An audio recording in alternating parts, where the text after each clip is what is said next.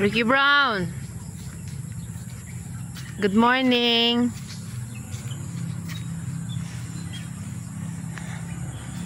Ganda ng sitaw natin ah. Nagka-flowering na. Ayan. Ganda ng dahon. Yan ang guys, ang dahon ng organic. Walang pagkulot. Yan, hindi siya green na green. Yellow green lang siya. Ayan. So, nag-flowering na.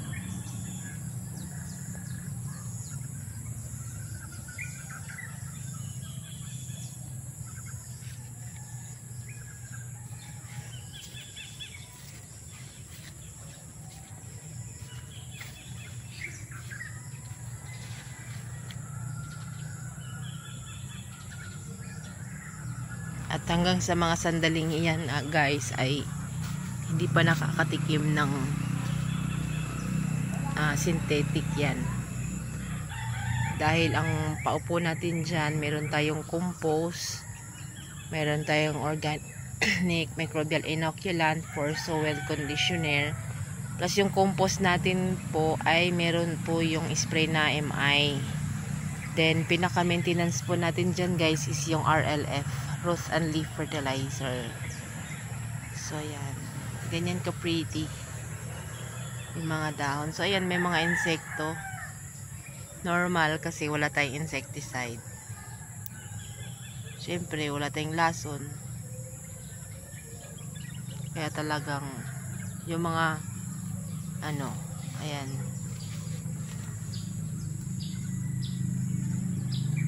sila yung mga namiminsala pero hindi nila kayang pinsalain yung dahon, hindi niya kayang tusok-tusukin. Ayan, ito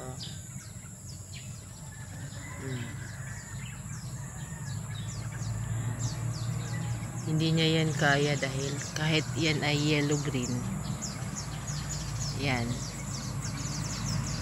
na may ay walang urea, so walang artificial nitrogen. So ayan, madaming insekto, pero sa umaga ay mas madaming insekto sa hapon. Napalipad-lipad.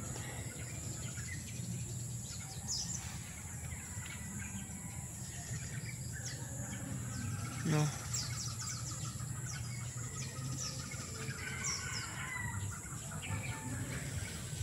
So malapit na tayong makakain ng ating pinaghirapang sitaw.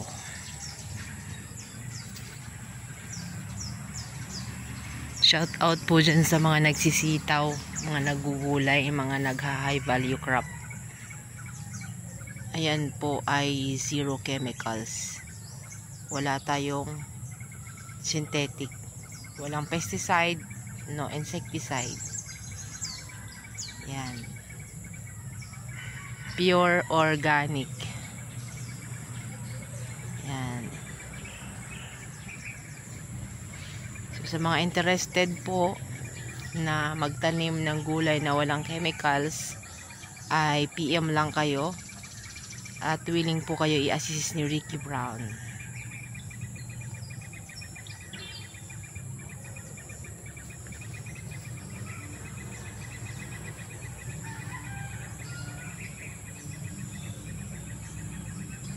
Dito meron pang pahabol.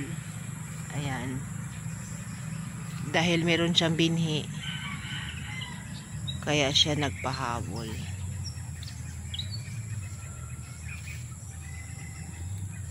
Ayan,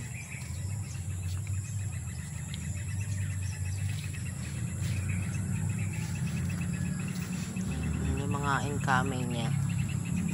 So dyan pa lang makikita nyo na po na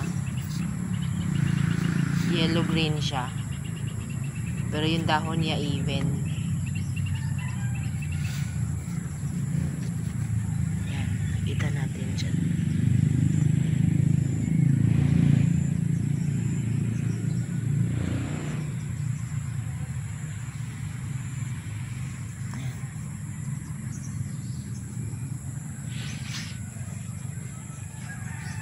So that's it for today, guys.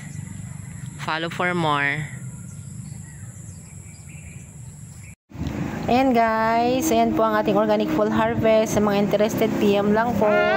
Sa mga nais magtanong, ay PM nyo lang po patungkol sa product kung paano gamitin at paano po ang mga pamaraan sa paggamit. So that's it for now guys. Follow for more.